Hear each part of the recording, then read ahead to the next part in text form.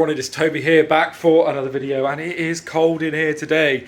We have got the heaters on, but it is pretty chilly in the garage today, so gonna have to take some extra time to warm up. But today we are going to be doing a leg session, and I have got a heavy 1 to 3 top set on squat programmed in, so we're going to try and get a rep PR for quite a heavy weight today. Squats have been feeling good recently. I've incorporated a couple new cues to my setup, and it's been really helping with my form and not letting it break down.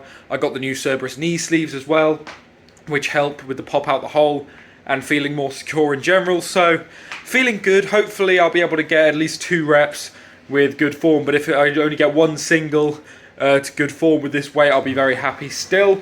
But yeah, that's what we're going to start the session off doing, and then we're going to move on to some accessory work, some trap bar deadlift, some other stuff as well, which should be good fun. But yeah, I thought we'd been overdue a leg day. I haven't actually done a leg day in the garage gym for you guys yet, so I thought that's what I were able to record. I just want to say you guys have been loving the Strongman sessions I do.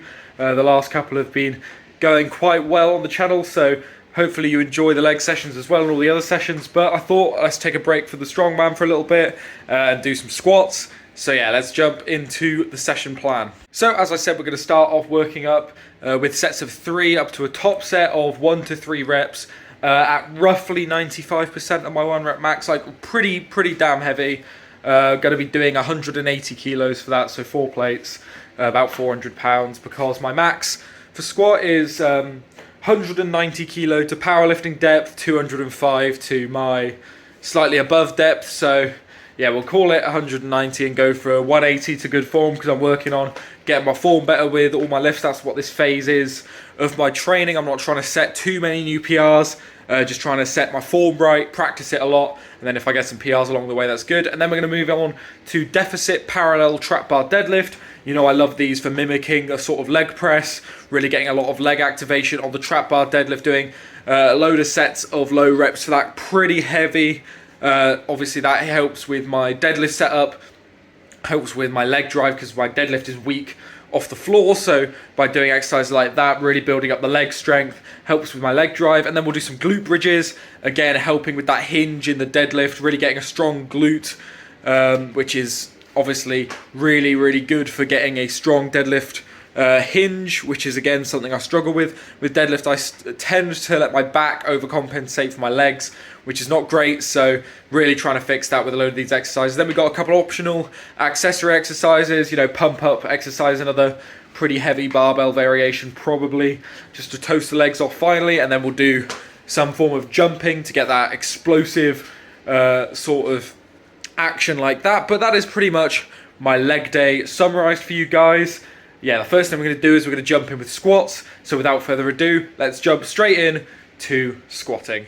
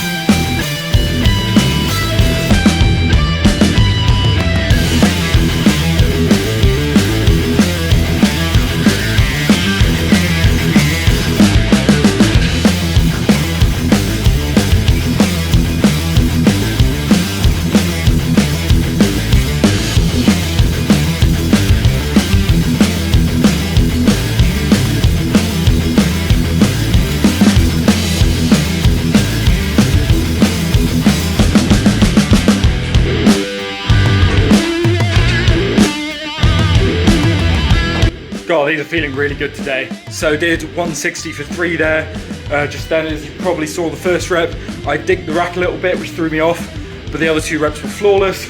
Depth is looking good, no form breakdown, I'm not leaving over at the bottom of the rep, not good morning it up. It's feeling really good. So all this form work I'm putting in definitely is helping with the squatting. So now it's for the final set, 180. Let's see how many we can do.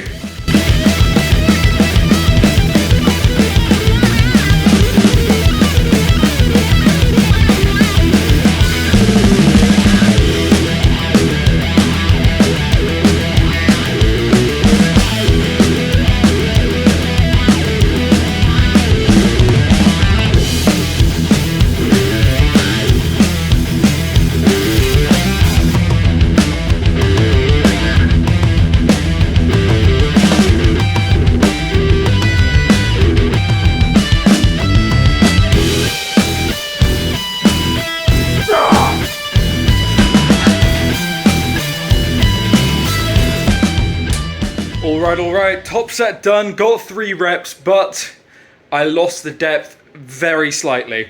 I was about half an inch off of the depth I did on the warm-ups, but as weight gets heavier, it forces you forward a lot more, so I have to fight it back a bit more, and that comes at a cost where my depth suffers a little bit.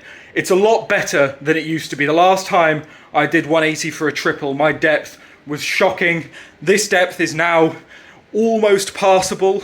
It's probably passable for like a low-level strongman comp, you know, where you have to do it on the pads and get back up. It's probably passable for that, but it's definitely not passable for powerlifting. But I'm not a powerlifter. I'm just happy that I'm back to moving these sort of weights, and I'm doing it with a lot better form. There was a slight folding over and good morning up on the 3rd rep, but the other 2 are pretty good and pretty deep, so very happy. Considering I've only ever done 170 for a double since I lost the weight for competition, doing 180 for a triple, even if the depth was a little bit high, but by no means a quarter squat, I'm very, very happy. It was close enough to parallel for me. Obviously, as you saw in all the warm-ups, I don't do that squat usually. I try and get as deep as I can throughout the warm-ups. Sometimes the heavier sets do suffer a little bit, but that doesn't matter to me too much. So if you're commenting that it matters to you, maybe rethink what you care about in life and care about your own squats. But I'm happy, that's what matters. Let's do some back off sets while I explain some of the cues that I have changed up in my squat form to get my depth a bit better and my form a bit better and stop myself folding over in the squat. So there's a couple of squat cues I've picked up in the last couple of weeks, mainly from Joey Zatmaries. He's at Strength or Sat Strength, whatever his name is. I can never say it. I can always read it, but I can never say it. Anyway, Joey, he recently did a video about squatting, and I don't know, I can't even remember if it was recent. I just remember him saying it. So I'm afraid I can't link the video because I can't remember which one it is, but he definitely said it. So I'll link his channel anyway in the cards because it's a really good channel. It's one of my absolute favorite fitness channels out there. He's really realistic, down to earth, and a very, very solid guy. But yeah, he did a video about squatting, or did some squatting in a video or something, and he said that the cues that have helped him, or whatever the cues he started doing, was feet, air, head. And he had the same problem with me with squatting, where couldn't quite get depth, was falling a bit forward, and the squats just felt a lot unstable, very unstable. So what I'm going to do with you now is I'm going to break down those 3 cues that I sort of took on and started doing, and tell you why they've made an absolute difference while I do my deload sets. So the first one being feet, setting your feet. Your feet are obviously the best place to start squatting. It's like an insanely good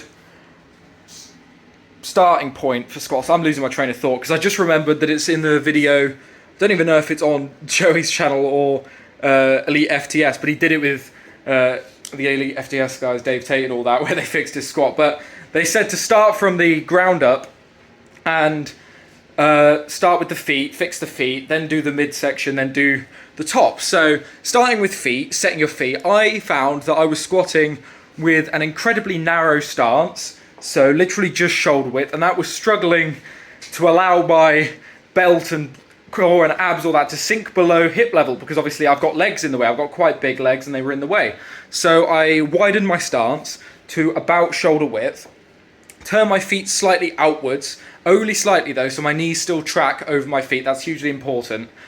And then I found that hitting depth was a lot easier just biomechanically because my body fits down there. So first thing I do when I step out the rack is I set my feet. I look down, I set my feet slightly shoulder width apart, and then turn them out slightly, and then I'm ready to do the next step.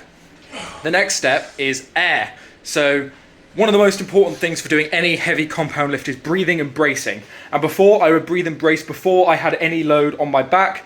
So I just breathe and brace out of the rack and then set my feet. And what I found that meant was that I would lose air by the time I came to squat, because holding your breath for a length of time is difficult. And the time it took me to unrack, step back, set my feet, I was already halfway done with holding my air. So I'd end up losing my air halfway out the whole of the squat. So what I ended up doing is I take air to pick up the bar originally out the rack and step back. Then I release the air, suck it back in and reset my air once after I've set my feet. So the second thing I do is set my air, really breathe and brace hard, suck it down into your stomach. I know you can't actually get air in your stomach. It's just a saying. Suck the air into the bottom of your lungs. Don't let your traps and shoulders rise. They shouldn't be able to do that anyway because you've got a couple 100 kilos on your back, but you get what I'm saying. Really push into that belt and keep your air low in your body. And then the final thing is setting my head. And I never even thought about setting my head in squats. This was the one that blew my mind and changed my squat form forever. So I would always fall forward on squats, and that is because my head was naturally sat forward. And if you think about it, your head is quite a weighty thing. I've got quite a lot of brain in here. I'd like to think that I'm quite intelligent, but it's actually quite a heavy thing. So if it's really far forward and you're looking down with a bar on your back, as you're coming up, that weight is not over the center of mass. And even though you've got a lot of weight behind you, you've still got some weight pulling you forward. So you end up falling forward a bit more. And what I found absolutely mind-blowing is that Joey sets his head and he brings it in like this. Literally just sucks it in so it's above the center of gravity. And ever since I've started doing that, I've had no issues whatsoever falling forward, anything like that. And it's been an absolute game changer. So that's the final thing I set is my head, because you work from floor to up and then you squat. And it's been an absolute game changer. That is how I've changed my squat stance to fix it and get a lot better. And yeah, I hope you enjoyed the visual cues and stuff. I had to do an extra deload set to film some of them, but it doesn't matter. That's all that. But anyway, let's move on to the next exercise. So hopefully you learned a lot out of those tips and tricks, those new cues. Obviously, as I said, they're not mine. I nabbed them from another video, but you know what? If I came up with a groundbreaking tip, then I would be much richer, much more famous than I am, but I'm not. So yeah, the best part about this industry is you can learn from so many people and you're always learning. Even when you're a couple of years into lifting like I am, 10 years, 20 years, you're always learning, and that is always good fun. You can always get better, you can always improve. Hopefully you guys have improved using some of those tips. But anyway, now we are moving on. We are going to be doing the deficit trap bar deadlift, which is where you set your legs somewhat near to parallel, which is slightly lower than your deadlift stance, your traditional deadlift stance, and you do deficit trap bar deadlift, so a side handle deadlift from a deficit, and it kind of mimics the same sort of feel as a leg press. Obviously leg presses you can go much heavier, but I'm in a garage, there's no leg press here, I don't go to a public gym, I can't use a leg press, so this is the next best thing for me. You could do a decent amount of weight. I prefer to go lighter for more sets and more reps, just to get a sort of pump in my hamstrings and glutes. It is really good for targeting the hamstrings and glutes. It is such an underrated exercise, in my opinion. When I go heavy, I do normal high handle trap bar deadlift because I like moving really heavy weights and it helps me with farmer's walks and those sort of things. But for training it, I like to do it at a deficit because obviously it trains you better doing a harder variation than just doing an easier one. So without further ado, I'm going to record only a couple of sets because I've got programmed in something stupid like 8 sets of 2 or 3 reps at some form of weight. So I'll film like 3 or 4 of them, maybe the first 4, something like that. Smash them out. I do these with minimal rest, minute max, just so that my body doesn't get a chance to fully recover constantly working. So it's, instead of doing like 8 sets of 3, think about it as doing like one big set of like 24 reps, but you're just taking a break between them. It's kind of weird, but yeah, I don't like to rest fully. I don't like to let my body completely reset like I do between heavy lifts. I like to do it quick. I like to do it explosively. And yeah, it's just the way that my body seems to react well to training ever since I started doing these sort of monster sets, as I like to call them, of 8 sets of however many reps with just a minimum of like, no, a maximum of a minute rest between. It's brilliant, and these are perfect for if you have a training partner, because you just rest for the amount of time it takes them to do the set, and you just go back and forth, and if you see the other one resting, you could yell at them. But I'm on my own today, so maximum of a rest, I keep saying minimum, maximum of a minute rest. Let's smash them out.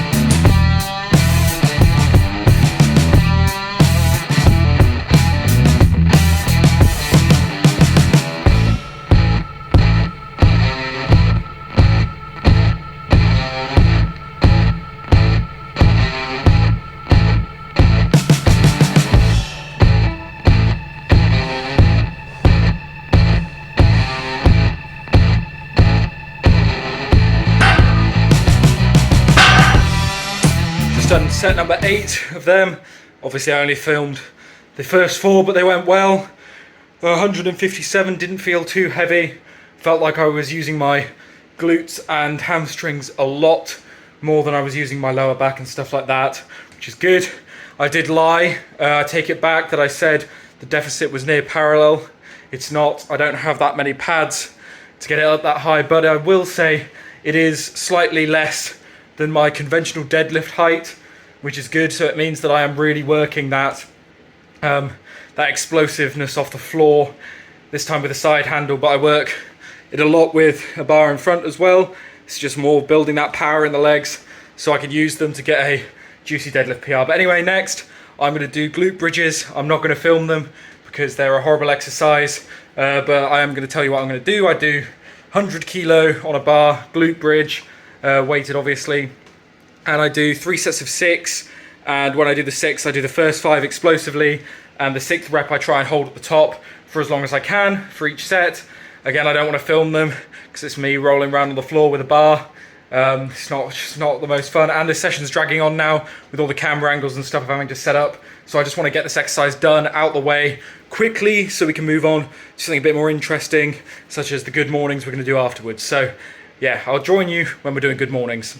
Ended up upping the weight on those a little bit, ended up doing a set of 100 for 6, a set of 110 for 6, and a set of 120 for 6, because my glutes are getting stronger now, and they're feeling a lot better. So yeah, next week we'll probably up the weight even more and more until we get to a good weight that feels good for 6. So that, because that still felt like I could hold it for quite a while at the last rep, but that doesn't matter. Anyway, now we're going to move on to good mornings. I'm going to go relatively heavy on this, but top out between 8 to 10 reps, really feeling that stretch and burn in the hamstrings and glutes, because they're the 2 big, strong, important muscles that you need for deadlifting, which is my primary focus over squats. And then we'll do some form of quad finisher, and then some explosive jumping at the end. So, gone a bit heavier on these today, going for 3 sets of 8 at 110 kilos. Nice, controlled. Got the safeties up at a reasonable level because yeah, you can never be too safe with anything like a good morning for your back and all that, but it's very important that you keep your back straight, don't round it too much. Ideally, I'd use a safety squat bar for good mornings because it's a lot comfier, a lot safer, it's in the name, because it doesn't roll around on your back quite as much as a normal bar. But I don't have a safety squat bar yet, so I'm having to use a normal barbell. It's absolutely fine if you want to use a normal barbell. If you don't feel comfortable doing that, feel free to hold plates in a cross on your chest like that and do it like that and front load it. But yeah, as soon as I get a safety squat bar, that will be my go-to bar for good mornings. Okay, so the good mornings are done. This session, sorry, is dragging on. I'm pretty exhausted. As you could probably tell, I've been lifting heavy today, but my glutes, my hamstrings completely finished. Lower back's even feeling it a little bit now too from the good mornings. So finish off, gonna do some quad workout. Gonna do some leg extensions. I know, what's this, a strongman doing leg extensions. I like them just to fill the legs with blood so they recover quicker, and I do them at the end of the session. I'm gonna load up 50 kg and just do 3 sets to failure. No drop sets, no partials, nothing like that, just 3 sets, 50 kilo, full range of motion to failure on my little crappy leg extension machine. Gonna film 1 set, we're gonna see how hard we can go on it. Other 2, just see what we can do, and then the session will be nearly over.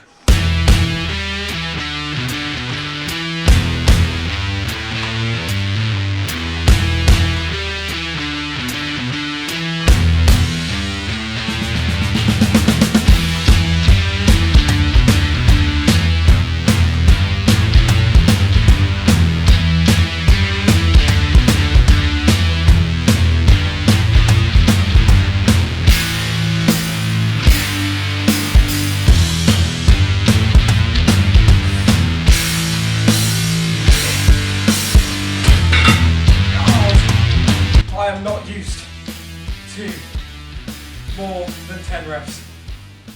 Leg extensions done and I can barely stand.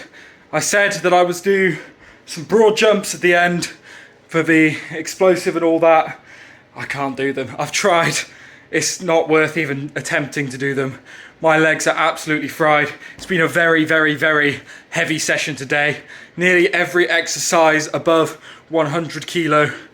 Apart from the leg extensions, but they were for stupid reps. But yeah, heavy session today for me. My legs are feeling it, but that is where I'm gonna leave it. The leg extensions in the end, I did the set of 28, which you saw, followed that with a set of 27, and then a set of 23, because I was absolutely fried by that point. And this leg extension machine, I know it doesn't go quite to straight leg. It doesn't have that great range of motion. It's better than anything else though. It's better than anything else I have. So it does the job, but yeah, very, very brutal, absolutely killed me off. But that is the end of today's leg session. I hope you guys did enjoy and found those squat tips, those squat cues helpful like I did. Really helpful, really happy with today's session, hit some big numbers. Glad I got it all on video for you guys. And yeah, remember, if you like the video, please leave a like down below. Really helps me out, helps out the channel. And of course, if you made it this far in the video and you haven't considered subscribing, please, I urge you, go and subscribe, help out this smaller channel. I post videos like this every week, sometimes twice a week if you're lucky. And I love it, I just love training. So yeah, remember to comment down below anything you noticed from the video, any tips, any tricks, any criticisms, any praise, anything like that. Also comment down below any videos you would like to see in the future. Otherwise, I've been Toby. I hope you enjoyed and I will see you in the next video. Goodbye.